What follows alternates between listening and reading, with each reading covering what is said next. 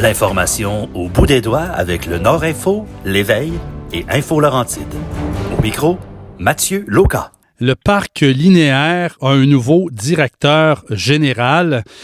C'est un long parc, hein, ça a plus de 200 kilomètres. Rappelez-vous, là, il y a 25 ans, on avait fait Saint-Jérôme-Mont-Laurier. Mais là, on va plus vers le sud et on souhaite aller encore plus vers le sud. Comment devient-on directeur général de ce genre d'établissement-là, même si ce n'est pas un établissement, mais de structure, comme je pourrais bien en parler? Ben, justement, pour en parler, on retrouve le principal intéressé. C'est le nouveau directeur général, M. Bernard Pilon. M. Pilon, bonjour. Bonjour, M. Lauca.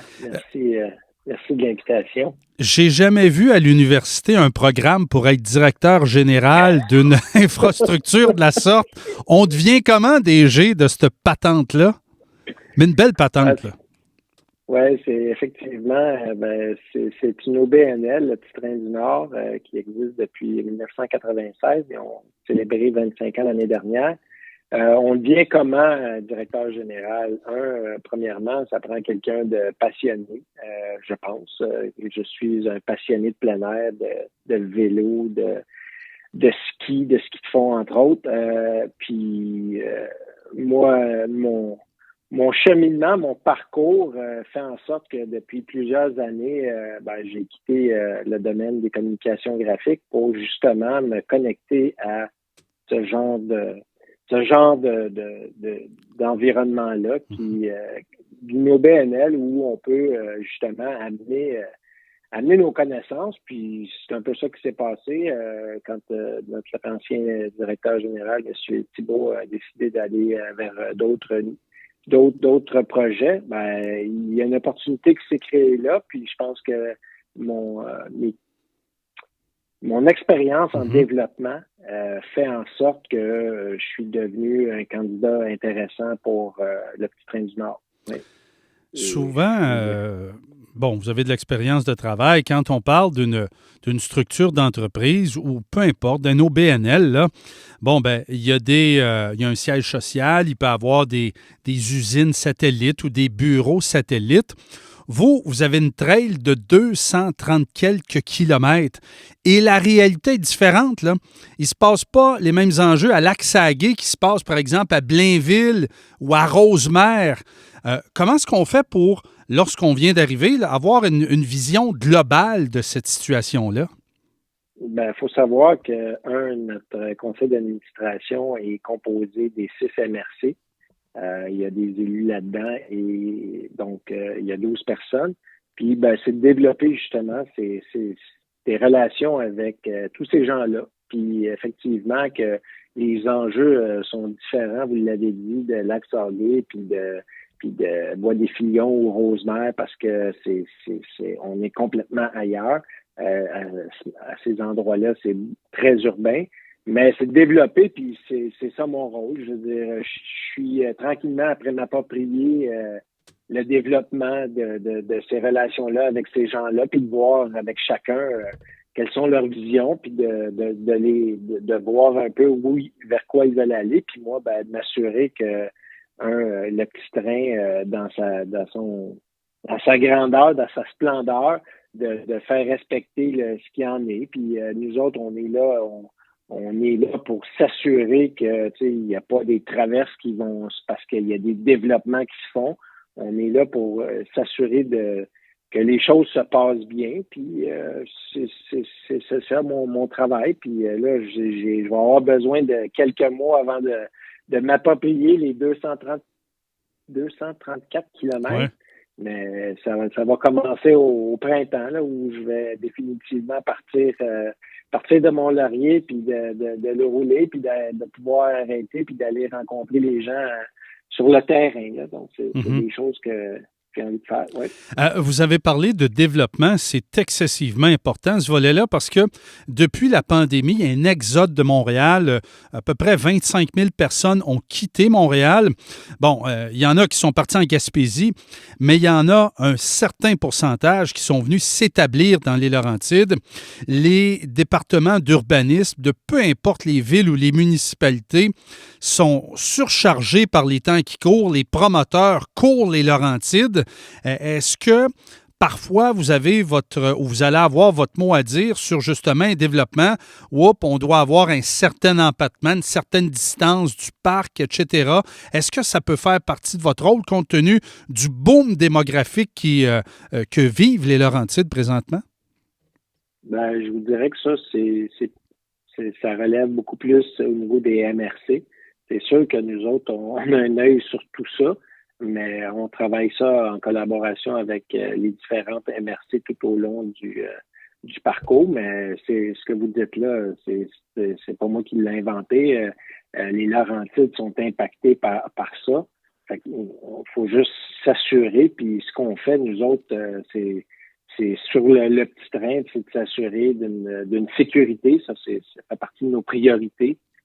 Puis on a des gens justement qui patrouillent ça pour assurer, puis de s'assurer aussi de toutes les installations, d'un petit pont et compagnie.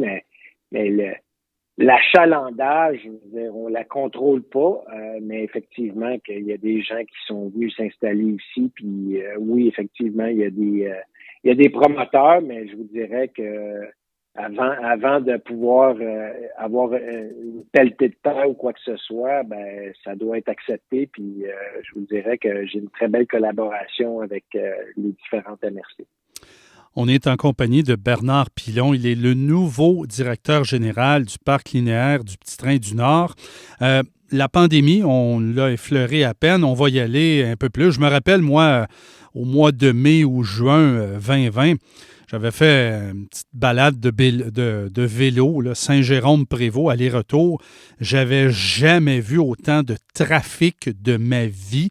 C'était incroyable, mais en même temps, c'était beau avoir autant de gens sur un vélo. Les commerçants de vélos étaient en rupture de stock. Comment, lorsqu'on vous a présenté le rôle, le projet d'être directeur général, vous voyez l'avenir du parc avec une recrudescence, une effervescence même, je dirais, du vélo? Et ça se pratique maintenant de plus en plus 12 mois par année. Vous le voyez comment, ce développement-là? Le développement, il est déjà entamé. Vous l'avez dit, ça se pratique presque 12 mois parce que, il y a des périodes où le petit train est fermé pour de l'entretien, que ce soit en début de saison ou en début de saison estivale ou à la fin de la saison pour préparer la saison hivernale. Mais sinon, le développement, tout ça, il s'est fait au fur et à mesure.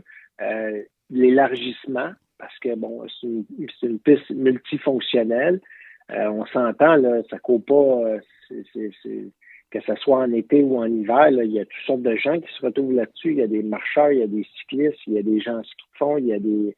Bref, c'est de trouver un équilibre dans tout ça, exactement, mais ça va se poursuivre, mais je vous dirais, cet achalandage-là, si vous avez pu constater qu'il y a certains endroits qui ont été élargis, c'est pour ces raisons-là. C'est pour des raisons parce que ça grossit, puis qu'en même temps, c'est une question de sécurité, là. Présentement, je viens d'arriver, puis de voir, des gens marcher, des gens en vélo, puis des gens en skate, des gens en classique. Ça fait beaucoup de monde. Il faut être capable de gérer tout ça. Mais je vous dirais que ça se passe relativement bien. Moi, ça fait à peine quelques semaines, là, mais je regarde beaucoup ce qui se passe sur les réseaux sociaux. Les gens sont contents, les gens sont heureux du travail, et puis l'hiver, juste le fait d'avoir la gratuité de tout ça, c'est extraordinaire, là. On va dans les stationnements, que ce soit à la gare de Prévost, de Sainte-Adèle, même de Sainte-Agathe ou, bien entendu, de Saint-Jérôme au kilomètre zéro. Là. Quand on regarde les voitures, il y en a plusieurs que avoir le nom du concessionnaire automobile et la ville du concessionnaire, ça vient pas mal du 514. Là, présentement, vous êtes à la frontière de Laval, si je peux dire, là. Vous avez un projet de développer du côté de Montréal.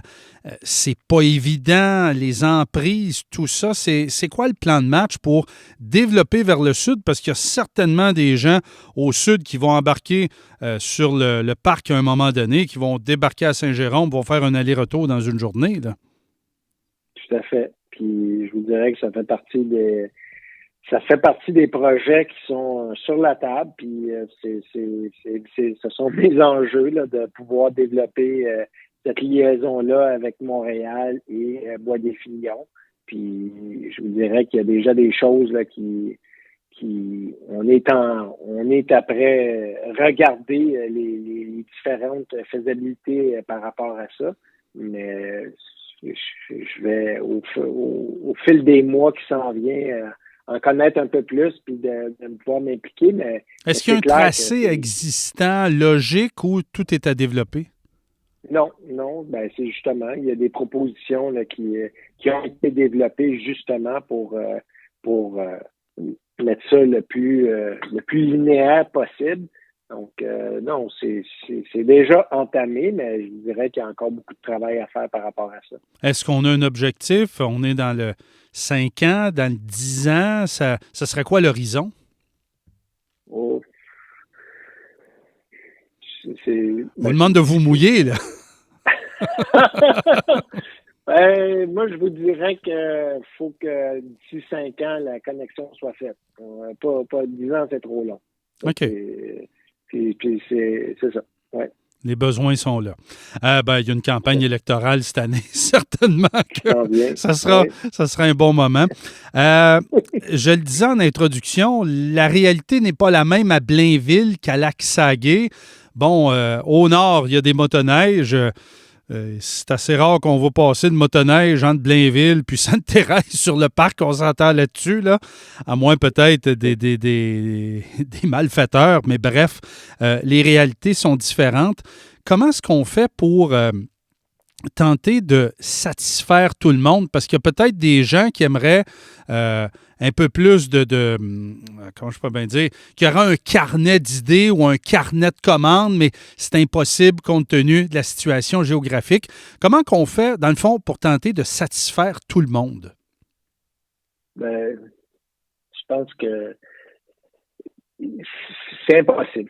Je veux pas dégonfler de ballon, là, mais je veux dire, satisfaire tout le monde, là, on fait des pieds et des mains, que ce soit l'hiver pour avoir un beau tracé, ben, tu sais, on a des enjeux, puis moi, l'enjeu prioritaire, c'est la sécurité. Donc, tu sais, de pouvoir penser de plaire à tout le monde, c'est impossible, là. Puis, tu sais, à titre d'exemple, là, il y a des gens qui empruntent le couloir pour aller faire un pas de patin. Ben, eux autres, le dommage, là, c'est leur raison de vivre, là. Mais on s'entend que sur cette piste-là, ben, il y a beaucoup de gens. Puis il y a des gens qui on est là pour en même temps éduquer, pour leur montrer où est-ce qu'ils devraient marcher, pour respecter justement ces gens-là qui font du pas de patin. C'est difficile en toute transparence de dire qu'on répond puis qu'on plaît à tout le monde. Ben moi, j'ai jamais pensé que ce soit pour le petit train ou dans une entreprise de pouvoir faire plaisir à tout le monde, c'est presque impossible. Donc, on essaie d'accommoder, puis je vous dirais que on a à notre table, à notre conseil d'administration, les 6 MRC sont représentés, puis c'est ce que je vous disais d'entrée de jeu, c'est d'avoir une bonne relation avec ces gens-là, puis de comprendre chacun leurs enjeux, comme la partie de Saint-Jérôme à Prévost, qui est une partie très urbaine. Ben, les besoins de ces gens-là sont différents, comme vous l'avez dit, de Lac-Saguet, puis de comprendre chacun de ces enjeux-là. Je veux dire, le skidoo, l'hiver, nous autres, on n'a pas, c'est pas nous autres qui décidons, là, c'est des droits qui sont acquis depuis de nombreuses années, puis ça demeure comme ça. Est-ce que ça plaît à tout le monde d'avoir des skidoo qui passent sur le petit train l'hiver? Je suis convaincu qu'il y a des gens qui sont pas tout le temps heureux, mais bref, c'est ça. C'est le plaisir d'un, pas toujours le plaisir de l'autre. Donc, Je comprends. Il faut trouver un équilibre. Encore une fois, c'est une question d'équilibre. Oui, tout à fait. Dernière question. Bon, là, vous êtes en poste, vous êtes nouvellement arrivé. Les cadres sont à peine placés sur vos murs de bureau.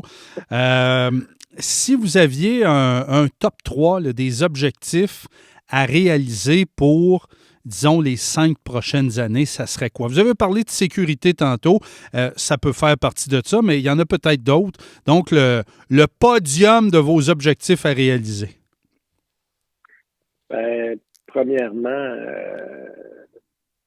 la connexion Montréal-Mont-Laurier, ça en fait partie. Un dossier de resurfaçage qui fait partie de mes enjeux. Il y en a déjà plus que 70% qui a été resurfacé. Donc, il en reste encore une partie à faire qui fait partie des enjeux. Puis, la sécurité, bien sûr, il y a plein de projets, là, mais ça demeure un enjeu prioritaire. Puis, je vous dirais qu'avec tout l'achalandage qu'il y a, ben, faut pas quitter ça de l'œil parce que on n'est pas à l'abri de ça. Puis nous autres, ben, de s'assurer que les gens viennent utiliser le petit train, qu'ils se sentent en sécurité sur le petit train, ben, je vous dirais que c'est probablement mon top 3 pour mes objectifs là, à court moyen terme. Ouais. On vous souhaite tout ça au cours des prochaines années. Merci pour votre temps, M. Pilon. C'est très apprécié. Je vous souhaite une bonne journée. Ben, merci à vous, M. Loca. Au plaisir. Bernard Pilon, il est le nouveau directeur général du Parc linéaire du Petit Train du Nord.